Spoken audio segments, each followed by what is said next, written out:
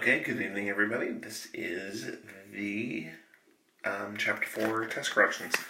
So we're going to see how this goes. Again, these are not mandatory. They are highly recommended, especially given how most of you guys did on this test. So it is 10 extra credit points. So, number one, we are asked to mark the angles and the sides. A lot of you guys did not do that. So this is what we mean by this, and we went over this in class. We want to remember that congruency statement gives us 6 points of congruency, 3 angles, 3 sides. So we just need to mark those. F and H, G and W, and X and H. As you can see, those all match up. First and first, second and second, third and third. Same general idea with the sides. We have FG matching up to HW. Boom, boom. HG or GH matching up to WX. And HX and FH. And that's it. So that would be 3 points right there. Moving on, write a pair, and I'm going to go through this kind of quickly because I'm really tired. So write a statement that indicates that the triangles in each pair are congruent, then list all pairs of congruent angles and all pairs of congruent sides. Okay, so here we have 2 sets of congruent triangles. We know they're congruent because they've been marked congruent. All 3 sides are congruent, all 3 angles are congruent. So what we need to do is match those up. So the first one, we're going to start with ABC. Now we note that A has 1, B has 3, and C has 2. Those little quarter moons. So what we're going to do now is we're going to match those up with what has 1 on the other side, A. What has 3 on the other side to match with B, U. And V is the end. Now, just like we did above, we now have those 6 points of congruency. 3 angles, 3 sides. And then, so the other way that we did this in class was when we're setting it up, we go, okay, there are 3 to each, oops. And so we went, boom, L and T match up, because they both have 1. So we're going to put those in the same slot. U and K both have 2. And then the M's have 3. So we get the triangle LKM is congruent to the triangle TUM. Now, a lot of you guys, it was really interesting, a lot of you guys didn't get that part right. That was worth 3 points. You did get the next part right, matching them up. So you actually sat there, took the time to go L and T match up, K and U match up, M and M match up, and then matching up all the sides. But when you're actually writing the congruency statement, it just fell apart a little bit. A lot of you guys did like KL. Okay, so slight technical hiccup. So I'm going to go back to where I think we were. So if this is rehashing, just forget about it. Oh, I'll start my tablet. Anyway. Okay, so we know that L and T match up, U and K match up, M and M match up. Then we just go ahead, whoa. What's going on here? Okay, so, and then you just go, and there we go. That was weird. I don't know what just happened. Anyway, and that's the rest of problem 3. Now again, you need to have all of these down if you want those 10 extra credit points. So, moving on. See if the 2 triangles are congruent. If they are, state how you know. So, we have an angle right there. Those are congruent because we got vertical angles. So that's an angle. That's an angle. And then we have a side, AAS. Angle, angle, side. So we're just going to put ES. Angle, angle, side. A lot of people put angle, side, angle. Remember, angle, side, angle. That angle's got to be in. That side's got to be between the 2 angles. Here, it's not. It's the not included side. Therefore, angle, angle, side, not angle, side, angle. Over here, we have a side, and then an angle. Now notice, and I know this is corny, but it spells ass, and there's no ass in geometry. Remember that. So whether you write it as SSA or ASS, that's not a congruency theorem that we've done. So the answer is no. Okay, moving on. Number 6, state what additional information is required in order to know that the triangles are congruent for the reason given. And that's so important, for the reason given. Because like with number 6, you could say that H and Y are congruent, and that, if you say H and Y are right angles, that would be by hypotenuse leg. But that's not the reason given. The reason given is side angle side. So here, notice that angle is in between the two sides. Again, it is two sides, and the included angle of one triangle are congruent to the two sides and included angle of another triangle. Then the two triangles are congruent. That is the side angle side congruency theorem. So those are our two sides. What angle is in between them? G. See? It's in between the two. Not H, not Y. Side, side, angle in between the two. Yay! So we have G is congruent to X. If we had that information, we could say that the two triangles are congruent by side angle side. Now this next one's a little tricky because there are a whole bunch of different options. So I was pretty lenient on grading this, even though some of you guys did not deserve those points. So here we have side angle, or angle, angle, side. So keep in mind, what we're looking for is we have that side IH, that's going to be our side. It's reflexive property, it's congruent to itself. And so we just need to pick two of those angles around it. Now we could go those two right there. We could go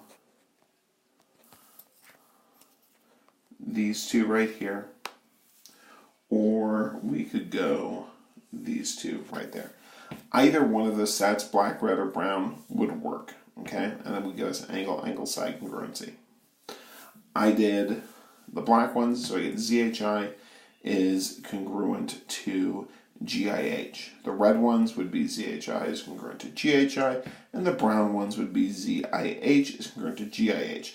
A lot of you guys put H is congruent to H, or I is congruent to I, or H is congruent to I.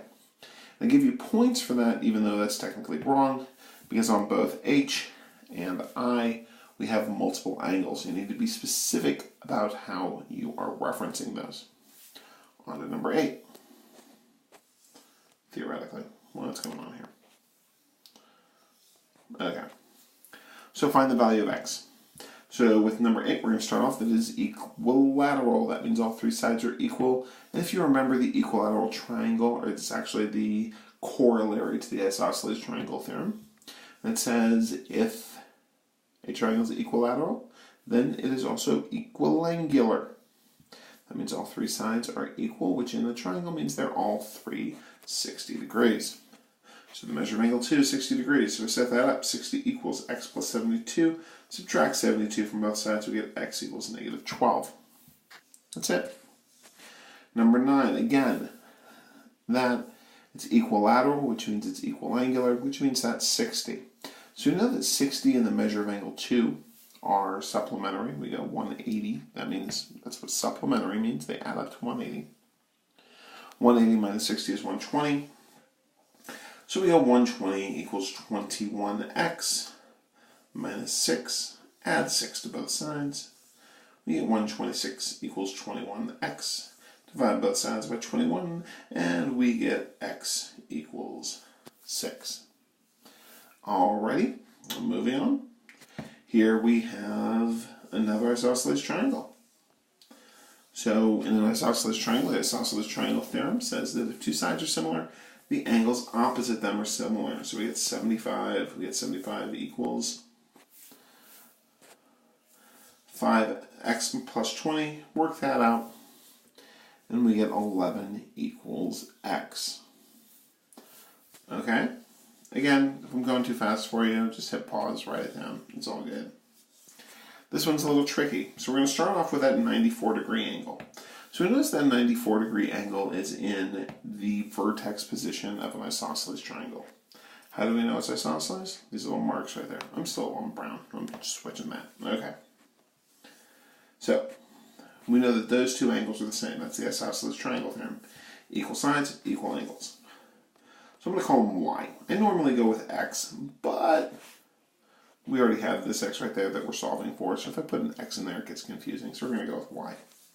So I end up with 2y plus 94. Well, triangle angle sum theorem. All interior angles of a triangle always add up to 180. Good job, everybody. Give yourself a pat on the back. Subtract 94 from both sides. We get 2y equals 86. Divide by 2, and we get y equals 43. So if this angle equals 43, what does this angle equal? Well, it also equals 43 because it is a vertical angle, and vertical angles are congruent. So that equals 43. Well, here, look, another isosceles triangle. Fascinating. So that's 43 as well. Then to solve for the measure of angle 2, we're going to go 180 minus 43, which is the measure of angle 2 plus 43 equals 180. So my computer's being stupid. So again, a little hiccup. So I'm not sure whether or not it actually got what I did earlier, or I'm repeating myself. I'm repeating myself rather. So as you were. Anyway, y equals 43. That then equals 43. Because, well, that's where y is. We then have vertical angles. So vertical angles are congruent, so that also equals 43. And hey guys, check this out. Another isosceles triangle. Shocking. So that's also going to equal 43. So we know that 43 and the measure of angle 2 are supplementary. They form a linear pair. That means they add up to 180 degrees. Let's subtract 43 from both sides. We're going to have the measure of angle 2 equals 137. Okay? We then go 137 equals 144 plus x. We did that by plugging this in right up there. We're going to subtract 144 from both sides. And we get negative 7 equals x. Okay? And that was the end of the first couple pages. So now we're on to proofs, everybody's fave. Okay, so just so you guys know, I'm not doing the extra credit. If you're, and by that I mean the extra credit on the test, not the extra credit for the extra credit. Still doing that extra credit, just not this extra credit. Alrighty. So, write a proof for the following, and this is 10 points. So here what I did was I did a paragraph proof. So given that BD is perpendicular to AC, then the measure of BDA is congruent to BDC because they're perpendicular, so they form right angles, and all right angles are congruent. We're also given that D is the midpoint of AC. Midpoint means middle. Again, remember I said, when you see the word midpoint, you need to think two congruent pieces. So because D is the midpoint of AC, then AD is congruent to DC by the definition of midpoint. Again, think the same thing if you see the word bisector, two congruent pieces. BD is congruent to BD by the reflexive, and I know I'm writing outside the lines here, and that's okay. Don't write on your desk, though. That's naughty. By the reflexive POC. Therefore, we've got ADB is congruent to CDA, or CDB, by side angle side. So we have our two triangles congruent, and that lets us say that BC is congruent to BA by corresponding parts of congruent triangles are congruent. So what we did here was we proved that this triangle right here was congruent to this triangle right here, and that therefore all those parts, go back to number 1, all those 6 parts, 3 angles, 3 sides, are congruent because these two triangles are congruent. And that means that we can sit there and say that those 2 sides are congruent, and that's what we were looking for. So we're done. Last problems. Well, last 4 problems. Now, a lot of you guys missed number 4. I don't get that. There's a question mark. See? Question mark. A lot of you guys just left it blank. Now, you'd guess on the other ones, but you'd leave that one blank. I understand leaving 4 blank if you're leaving all of them blank, because then that would be weird not to. However, many of you sat there and did it the other way around. So, let's do this. This is the last one. FEH is congruent to EFG, and they both equal 90 degrees. So, we can say that congruent angles are equal. So it would be the opposite, okay? So because we're told they're equal, we know they're congruent. Or because they equal 90 degrees, all right angles are congruent. Okay, either one's fine. Number 3, we have EF is congruent to FE. Okay, and that's the same line. So that's the reflexive property. If you put reflective property, we talked about that, that's okay too. So those are our two triangles. Now here, the reason for what we're about to say is side angle side. What is side angle side? Well, side angle side is a triangle congruency theorem. Side angle side, right here, only works when you have two triangles with two sides and the included angle. Okay? That's the only way it works. So if you see side angle side as a reason, your statement has to be two triangles are congruent to each other.